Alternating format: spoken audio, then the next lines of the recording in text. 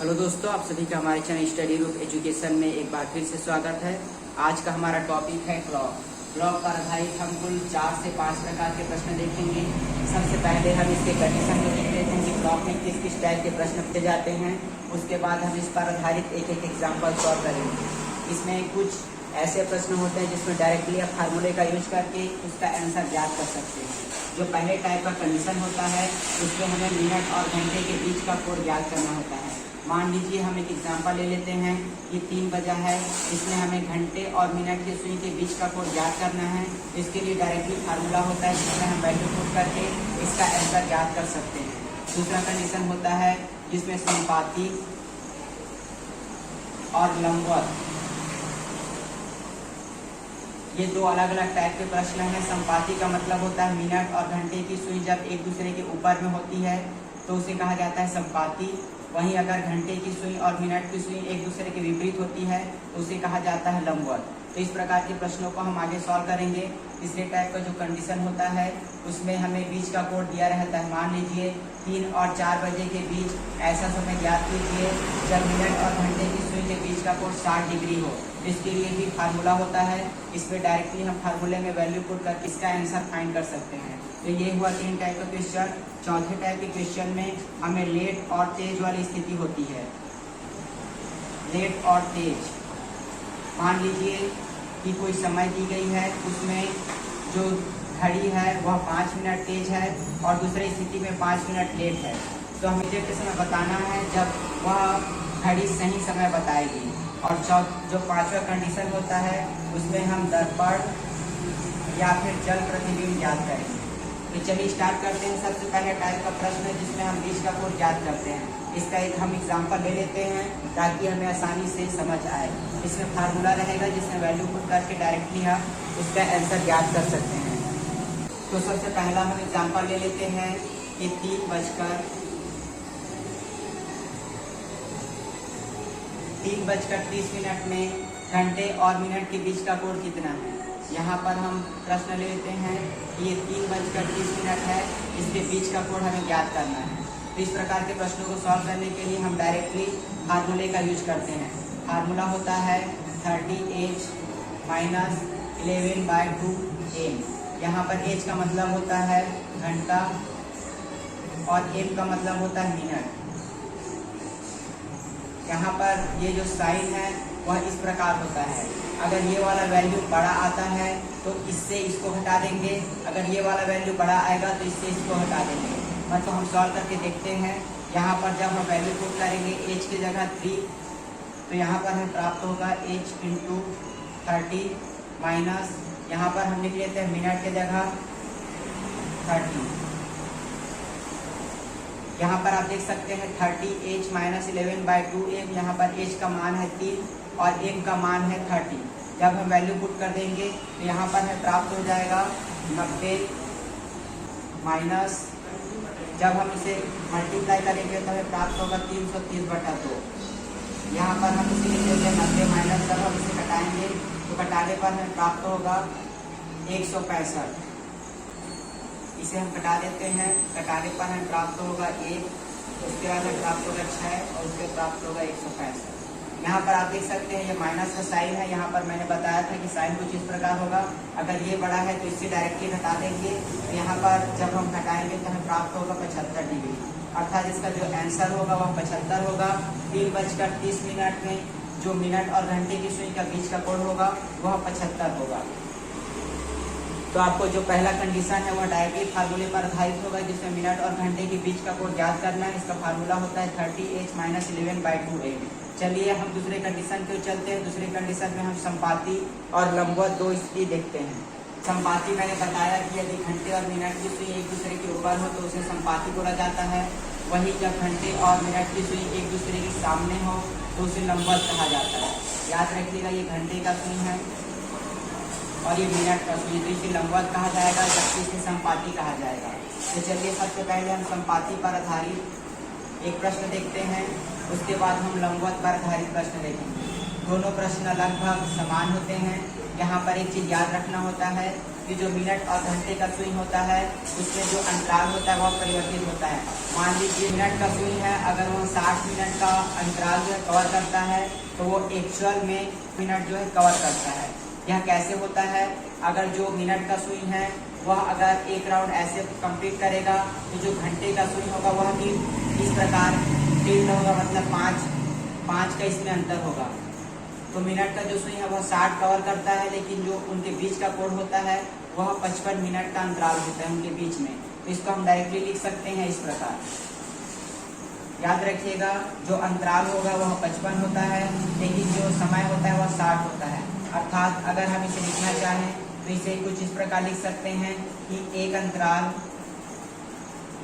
को कवर करने के लिए कितना समय लगता है, तो एक अंतराल को कवर करने के लिए 60/55 समय लगता है। तो इसे अगर हम घटा देंगे तो हमें प्राप्त हो जाएगा 12/11। तो इसे शॉर्टकट में आपको बताऊंगा। मान लीजिए कि संपाती होने के लिए 20 मिनट का समय चाहिए, तो हम डायरेक्टली इसमें गुणा करके इसे ज्ञात कर सकते हैं। वहीं अगर लंबवत होने के लिए मान लीजिए हमें 40 मिनट कवर करना पड़ेगा, तो हम डायरेक्टली इसे गुणा करके इसे ज्ञात कर सकते हैं। ये जो है एग्जैक्ट समय है कि अंतराल जो है उनके बीच में इतना ही होगा। 20 मिनट अगर समय लगेगा संपाती होने में तो उसे डायरेक्टली 20 नहीं लिख सकते। ये संपाती पर आधारित हम प्रश्न देखते हैं। संपाती पर आधारित हमारा जो पहला प्रश्न दिया गया है, इस प्रश्न में है कि किसी घड़ी में 5 बजे से 6 बजे के बीच कितने समय घंटे और मिनट की स्विंग एक दूसरे के संपाती होगी। यहाँ पर समय दिया गया है 5 से 6। तो इस प्रकार के प्रश्नों को आप ऐसे सॉल्व करेंगे। यहाँ पर जब आप लिखेंगे 5 और 6 बजे के बीच आपको बताना है कि कब वे एक दूसरे के ऊपर ऐसे ओवरलैप करेंगे। तो इस प्रकार के प्रश्नों को सॉल्व करने के लिए मैंने बताया कि यहाँ पर हम सबसे पहले इसे 5 बजा देंगे। 5 बजाने पर आप देख सकते हैं इसका जो बीच का अंतराल होगा वह होगा, नॉर्मली हम देखने से हमें पता चलेगा कि ये 25 मिनट का अंतराल है। तो 25 में जब हम 12/11 से गुणा कर देंगे तो हमें आंसर मिल जाएगा कि वह किस समय संपाती होगा। यहाँ पर जो समय रहेगा वो हमेशा 5 बजकर कुछ रहेगा, क्योंकि 5 और 6 बजे के बीच है। तो यह 5:25 जो है हमें 25 कवर करना पड़ेगा और हम उसे मल्टीप्लाई कर देंगे 12/11 से। जब हम इसे गुणा कर देंगे तो 12 होता है 60, 12 दूनी 24 और 30, 300/11। इसे हम भाग करेंगे तो भाग करने से हमें मिलेगा 2, उसके बाद मिलेगा 7, उसके बाद मिलेगा 3/11। तो जो हमारा समय प्राप्त हुआ वह प्राप्त हुआ 5:27 सही 3/11 मिनट। याद रखिएगा इसके ट्रिक को। सबसे पहले हमें 5 लिख देना है, क्योंकि 5 और 6 बजे के बीच में ही वह संपाती होगा। 5 बजकर हम लिख देंगे। उसके बाद इसे कवर संपाती होने के लिए हमें अप्रॉक्सीमेट कितना समय चाहिए, तो हमें चाहिए 25 मिनट। 25 मिनट में जब हम 12/11 से गुणा कर देंगे तो हमें आंसर मिल जाएगा। अब हम अगला प्रश्न देखते हैं लंबवत पर आधारित।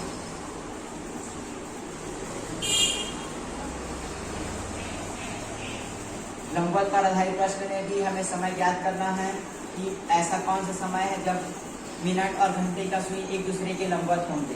चलिए प्रश्न की ओर बढ़ते हैं। प्रश्न में कहा गया है कि 9 बजे और 10 बजे के बीच इस समय घड़ी की दोनों स्विंग एक ही रेखा में होगी, अर्थात संपाती नहीं होगी। तो यहाँ पर हमें समय दी गई है 9 बजे और 10 बजे के बीच। यहाँ पर हम एक बना लेते हैं।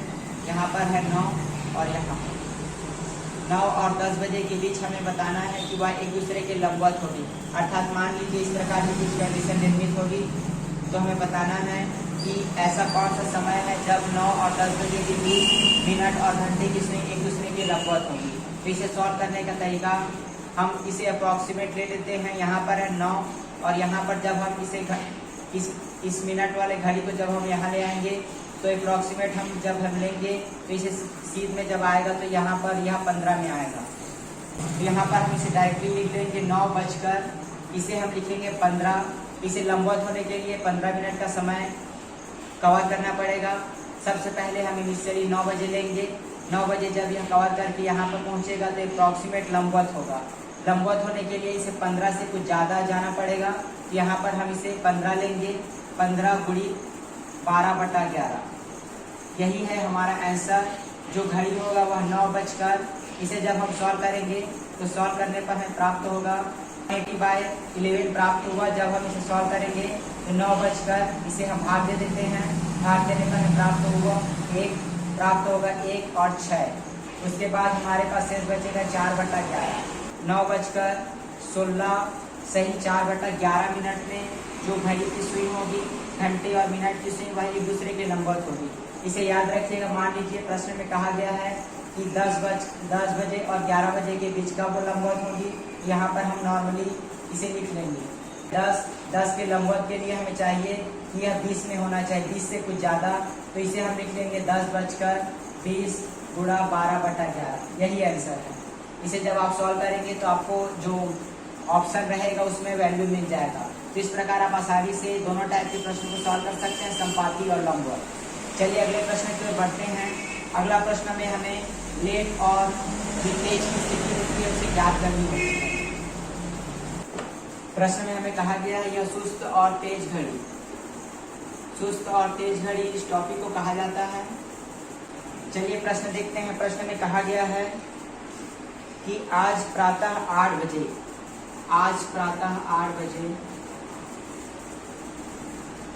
मेरी घड़ी 5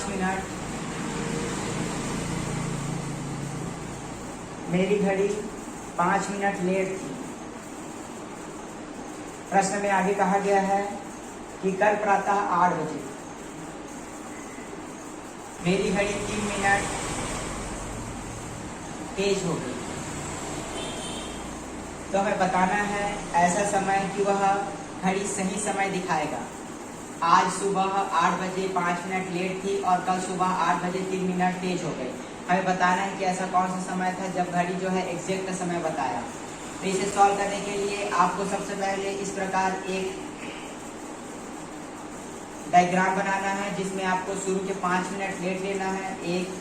यहाँ पर आप काउंट करेंगे 1, 2, 3, 4, 5। इसका जो अगला होगा उसे आप 0 लिख लीजिए। इसके बाद उसके आगे हमें 3 मिनट देख जाना है। 1, 2, 3। इस प्रकार जब भी आपको इस प्रकार के प्रश्न आए तो आप सबसे पहले 8 कॉलम बना लीजिए। 8 कॉलम के बाद इसे आप लिख लीजिए 5, 4, 3, 2, 1, 1, 2, 3। इस साइड हुआ तेज और इस साइड हुआ लेट।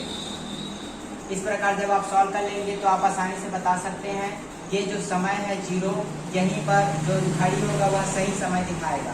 तो इसे कैसे सॉल्व करेंगे? यहाँ पर आप देख सकते हैं जो टोटल ड्यूरेशन है आज सुबह 8 बजे से कल सुबह 8 बजे तक 24 घंटा होता है। जो अंतराल देख सकते हैं वह 8 अंतराल में डिवाइड हुआ है। ये 8 अंतराल है, यहाँ पर आप देख सकते हैं। जब आप इसे काउंट करेंगे तो आपको 8 अंतराल प्राप्त होगा। तो जब आप एक अंतराल का समय निकालेंगे तो यहाँ पर 24/8 हो जाएगा। इसे कटा डिवाइड करेंगे तो डिवाइड करने पर आपको प्राप्त होगा 3 घंटा, अर्थात जो अंतराल है वह 3 घंटे का प्राप्त हुआ। तो यहाँ पर आप लिख सकते हैं इन दोनों के बीच में 3 और 3। तो जो अंतराल है वह 3 घंटे का था। 3 घंटे में 1 मिनट का फर्क पड़ा। तो जो एग्जैक्ट समय है 0 तक पहुँचने के लिए हम इसे जोड़ देते हैं तो हमें प्राप्त हुआ 15 घंटा, अर्थात 15 घंटे के बाद वह घड़ी जो है एग्जैक्ट समय दिखाएगी।